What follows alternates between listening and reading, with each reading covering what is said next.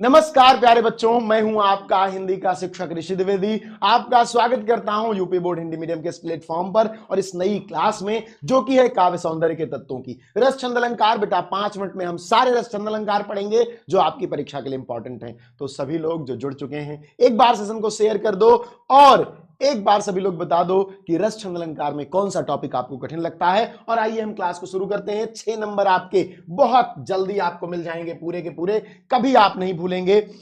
काव्य सौंदर्य के तत्वों को 3 कहा जाता है बेटा, रस छंद और अलंकार। ये तीनों मिलकर काव्य के सौंदर्य को बढ़ाते हैं, कविता के सौंदर्य को बढ़ाते हैं। हम लोग बहुत पॉइंट आउट होकर के समझेंगे कि हमें कौन से रस में या कौन से छंद में या कौन से अलंकार में क्या परिभाषा और क्या उदाहरण लिखना है। ठीक है, तो सबसे पहले आप देख रहे हैं, पहले हम रस पढ़ेंगे। रस में क्या है?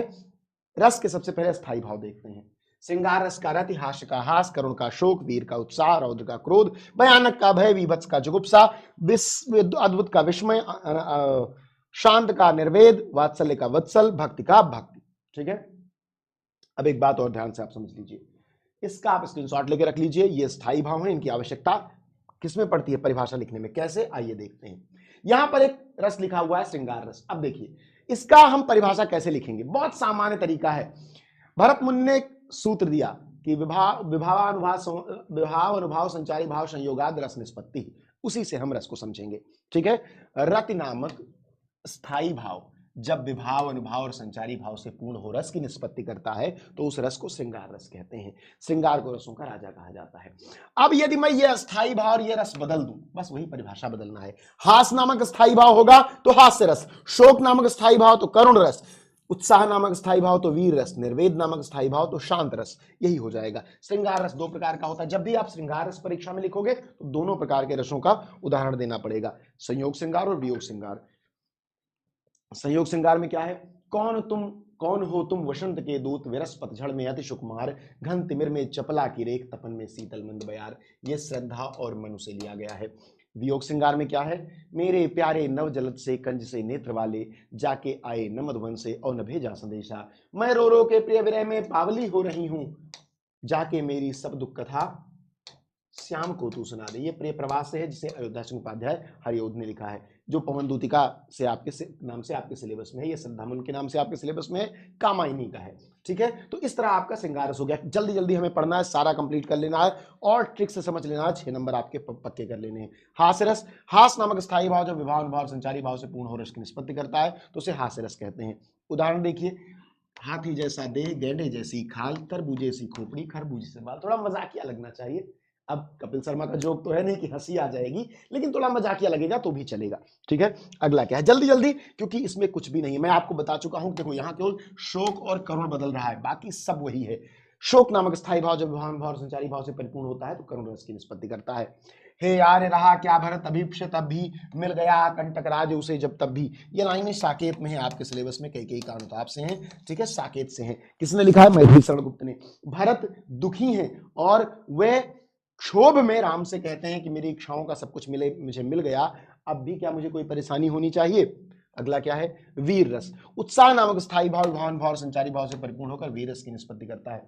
कितनी सरल परिभाषा है। साज चतुरंग सैन अंग में उमंग धारी, सरजा शिवाजी जंग जीतन चलत हैं, भूषण भनत नाद बिहद नगारन के, नदी नद मद गैवरल के रलत हैं। शिवा बावनी की ये पंक्तियां हैं। किसने लिखा है? महाकवि भूषण ने लिखा है। ठीक है, भूषण ने लिखा है। शिवा बावनी की ये पंक्तियां हैं। ठीक है, शिवाजी के युद्ध के समय युद्ध के लिए जाने का की चर्चा हो रही है। अगला क्या है बेटा? अगला है निर्वेद। निर्वेद क्या है?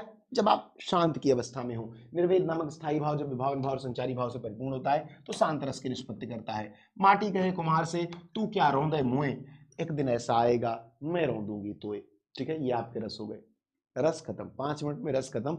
और ये आपके सिलेबस में आएंगे, पूरा यही आएगा, यही उदाहरण, यही परिभाषा लिखनी है आपको। छंद क्या है? सबका स्क्रीनशॉट भी लेते चलो। ठीक है, सबका स्क्रीनशॉट लेते चलो। काव्य सौंदर्य के तत्वों में दूसरा तत्व छंद का है। 4 छंद आपको पढ़ने हैं, चौपाई, दोहा, सोरठा, कुंडलिया। चौपाई क्या है? चौपाई एक सममात्रिक छंद है, अर्थात प्रत्येक चरण में इसकी मात्राएं समान होती हैं। ठीक है, 3 और 4। ठीक है, इसके हर एक चरण में 16 मात्राएं होती हैं। तुक पहले चरण का दूसरे से, तीसरे चरण का चौथे से मिलता है। यति हर एक चरण के अंत में होती है। तुक मतलब एक जैसे शब्द, समझावा, नावा, बनाई, रघुराई। यति क्या होता है? रुकना, जैसे यही विधि, यही विधि राम सब ही समझावा। अब यहाँ रुके, गुरु पद पदुम हरसि सिरुनावा, यहाँ रुके। अब देखो प्रत्येक पंक्ति में 16 मात्राएं हैं, तो मैंने आपको बताया था कि छोटा, छोटी, छोटाऊ, इनकी एक मात्रा होती है, बड़ा, बड़ी, बड़ाऊ, ए, आए, ओ, औ, इनकी सबकी 2 मात्रा होती है, दीर्घ कहते हैं इनको, ऐसे चिन्ह लगाते हैं। तो यही विधि राम, अब रा है तो 2 मात्रा, मु सब ही समझावा, ठीक है। गुरु पद पदुम हरषि सिरुनावा। अब देखो इस मात्रा को देख लो, तुम सारी मात्राएं देख लो, सारी मात्राएं तुम गिन लो, हर एक चरण में 16 मात्राएं होंगी। इसका स्क्रीनशॉट ले लो, सभी लोग इसका स्क्रीनशॉट ले लेंगे। यही तुम्हारे चौपाई छंद का सबसे बेहतरीन उदाहरण और सबसे बेहतरीन परिभाषा यही है। अगला क्या है, दोहा छंद। यह एक अर्ध सम्मात्रिक छंद है, इसमें भी 4 चरण होते हैं, 1 2 3 4। अर्धसम क्यों कहा गया इसको, क्योंकि इसका दूसरा और चौथा चरण जो है, दूसरे और चौथे चरण में 11-11 मात्राएं होती हैं, ठीक है, और पहले और तीसरे में 13-13। अब देखो ये 13-13 मात्राएं होती हैं, तो 11-11 और 13-13। अब इनको देखो, आधा बराबर आधा बराबर, तो अर्ध सम्मात्रिक। अब इनकी मात्रा देख लेते हैं, ठीक है। श्री गुरु चरण सरोज रज निज मन मुकुर सुधार, ठीक, क्लियर है। अब इनको गिनोगे तो ये 13 है, ये 11 है, गिन लो। और मात्रा पेपर में लगानी होती है, मात्रा जरूर लगाना, उदाहरण लिखना, तो तुम्हें पूरे नंबर मिलेंगे। दोहा छंद और परिभाषा पहचान, इसका स्क्रीनशॉट ले लो, ये बहुत इंपॉर्टेंट है। अगला क्या है, सोरठा छंद, परिभाषा और पहचान। यह अर्ध सम्मात्रिक छंद है, यह क्या है, अर्ध सम्मात्रिक छंद है। यह दोहे का ठीक उल्टा होता है, इसमें 4 चरण होते हैं, दोहे के ठीक, ये दोहे का ठीक विपरीत है। अब 1 2 3 4, पहले 1 और 3 में 13-13 मात्राएं थी, इनमें 11-11 हो जाएंगी। 2 और 4 में 11-11 थी, इनमें 13-13 हो जाएंगी, बस यही बदलेगा, ठीक है। अब देख लो, जय सुमिरत सिद्ध होए गणनायक करिवर वदन। आओ मात्रा लगा करके देख लेते हैं कि सही है कि नहीं। जय सुमिरत सिद्धि होई गणनायक करिवर बदन, ठीक है। इधर 13 हो गई, इधर 11 हो गई। मात्रा गिन लो, मात्रा ऐसे ही लगानी है, बिल्कुल इसी तरह मात्रा लगानी है। सभी लोग इसका स्क्रीनशॉट ले लो। और बेटा ये सेशन शेयर कर देना अपने सभी हिंदी के जागरूक जिज्ञासु बच्चों के साथ, जिनको छंद के बारे में पहचान नहीं है, जिनको कविता लिखनी है, दोहा लिखनी है, परीक्षा पास करनी है, कुछ भी करना है, छंद सीखना है, उन सबको भेज देना, ठीक है। अगले पर चलते हैं, कुंडलिया छंद, परिभाषा और पहचान। कुंडलिया एक विषम मात्रिक छंद है, इसमें 6 चरण होते हैं, शुरू के 2 चरण दोहा और 4 चरण रोला होता है। विषम मात्रिक छंद अर्थात मात्राएं अलग अलग होंगी, सब में विषम होंगी, किसी में बराबर नहीं होंगी। पहला 2 चरण दोहे का होता है, बाकी 4 चरण रोला का होता है, ठीक है। तो जिस तरह दोहे में मात्रा लगती है उस तरह लगा के देख सकते हो।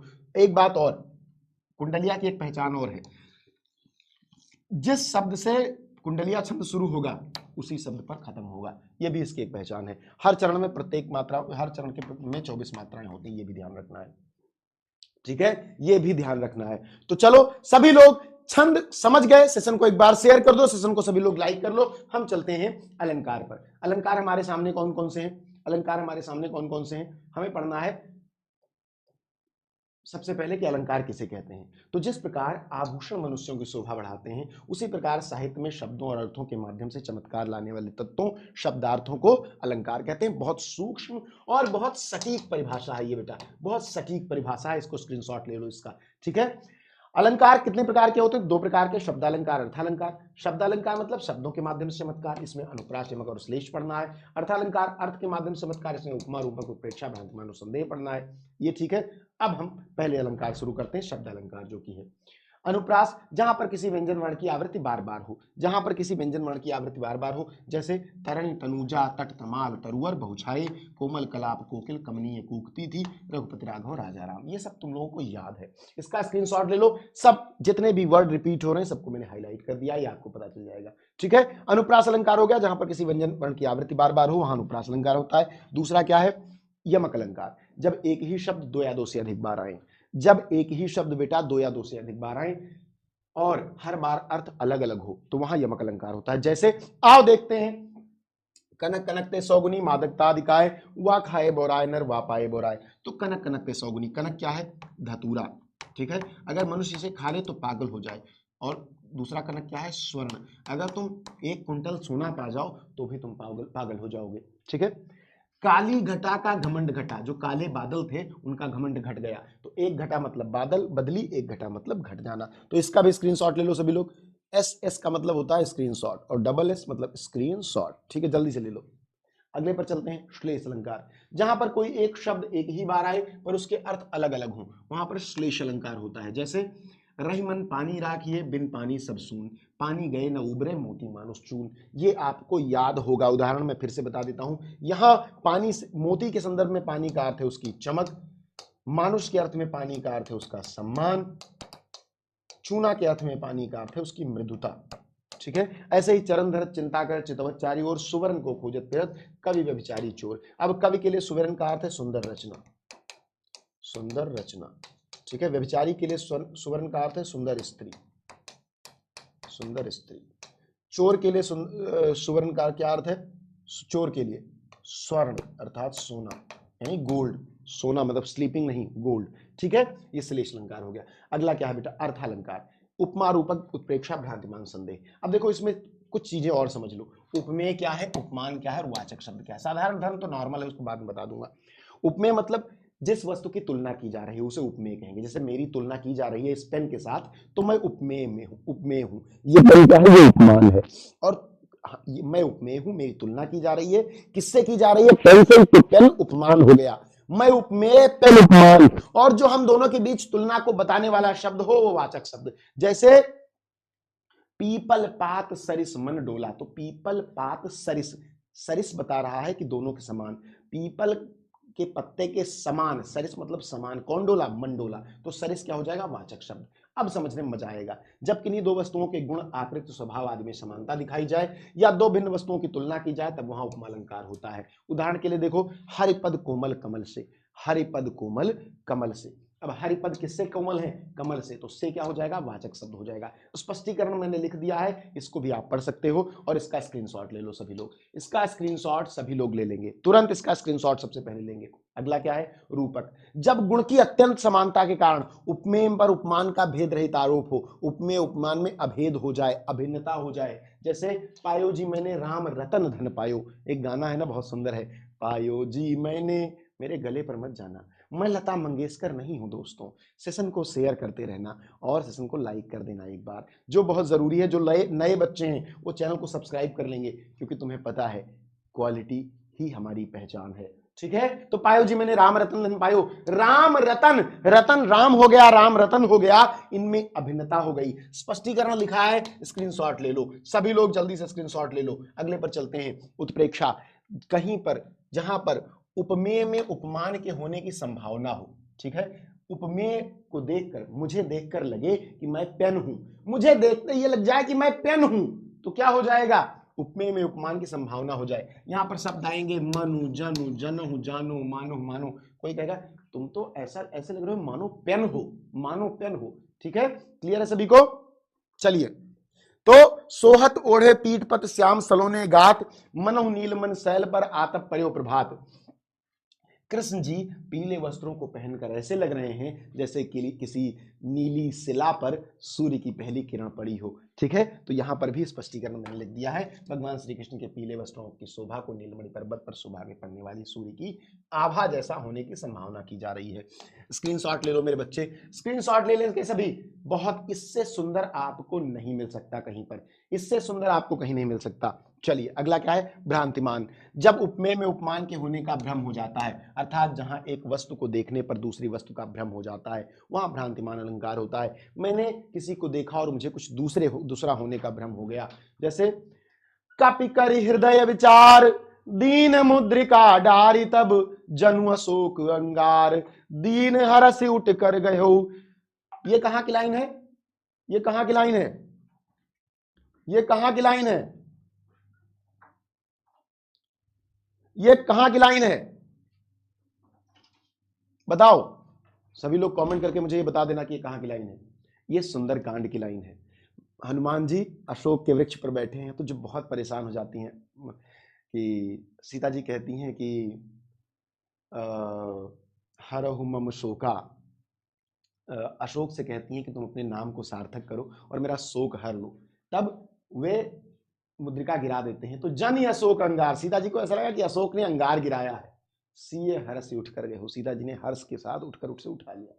स्पष्टीकरण लिखा है यहाँ पर, सीता जी राम की हरि हीरक जटित अंगूठी को अशोक वृक्ष द्वारा प्रदत्त अंगारा समझकर उठा लेती हैं। अंगूठी में अंगारे का निश्चयात्मक ज्ञान होने के कारण यह भ्रांतिमान अलंकार है। तुरंत स्क्रीनशॉट लो इसका, तुरंत स्क्रीनशॉट लो। अगले पर चलो, संदेह अलंकार। जब उपमेय में उपमेय और उपमान में समता देखकर यह निश्चय नहीं हो पाता कि उपमान वास्तव में उपमेय है या नहीं, अर्थात जहां पर किसी व्यक्ति या वस्तु को देखकर संशय बना रहे, वहां संदेह अलंकार है।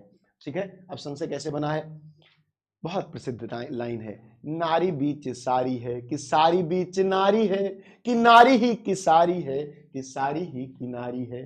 साड़ी के बीच नारी है या नारी के बीच साड़ी, इसका निश्चय नहीं हो पाने के कारण यहां संदेह अलंकार है। ठीक है, तो ये आपके परीक्षा के महत्वपूर्ण अलंकार हैं। सभी लोग इसे अपने सभी साथियों के साथ शेयर करेंगे, व्हाट्सएप स्टेटस टेलीग्राम सब जगह शेयर कर दो, और चैनल को सब्सक्राइब कर लो। नए हो सेशन को लाइक करके जाना और कमेंट सेक्शन में बता के जाओ कि व्याकरण का कौन सा टॉपिक तुम्हें कठिन लगता है, मैं तुम्हारे लिए क्लासेस लेकर के आऊंगा। बाकी मिलते रहेंगे नेक्स्ट क्लासेस में। बहुत बहुत धन्यवाद।